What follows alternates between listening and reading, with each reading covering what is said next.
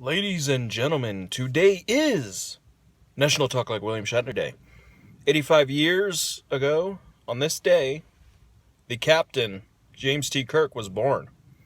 Or maybe that would be 300 years in the future? Whichever way you look at it, it is William Shatner's birthday, and the declaration by celebrity impersonator and voice actor Maurice LaMarche, today is Talk Like William Shatner Day. If you've ever seen an episode of Star Trek, you already know how to do this.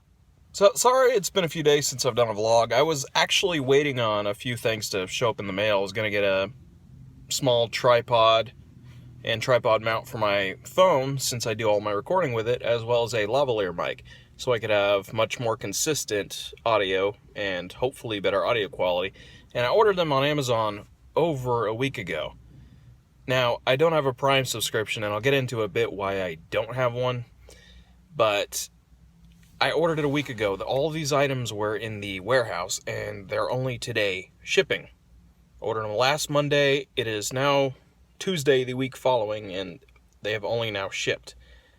Now, I can't justify getting Amazon Prime when I only use the service maybe a handful of times a year. But God, you really get treated like a second-class citizen if you don't get Amazon Prime. And not only that, you may or may not have heard that Apple has switched from Amazon Web Services to Google as a cloud services provider, which is going to lose Amazon potentially hundreds of millions of dollars. They're going to want to make up that easy money somehow, and they will probably do it partially through Prime subscriptions. Hard to say. I might end up getting a Prime subscription after all, because it does have some nice perks along with it, but it is still really hard to justify. But if they keep treating their customers like that, if they're not Prime customers, then sure, I should go elsewhere. I should boycott them. But is that really going to do anything? We all know Amazon isn't going anywhere.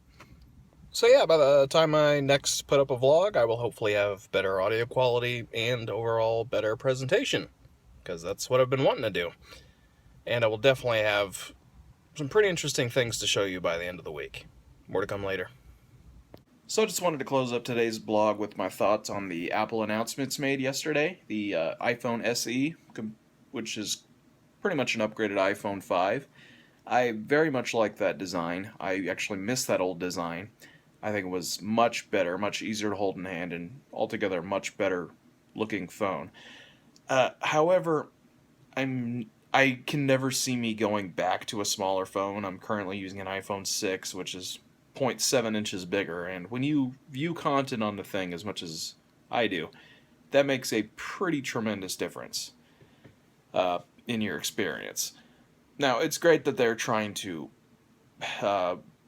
go for that market, trying to go for that smaller phone market, because there are a lot of people who I know who still use an iPhone 4S.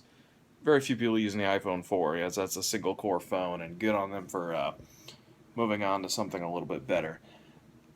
But what's really nice about this is the only other company I've seen push a small smartphone that still has impressive specs was Sony with the Xperia Z3 Compact.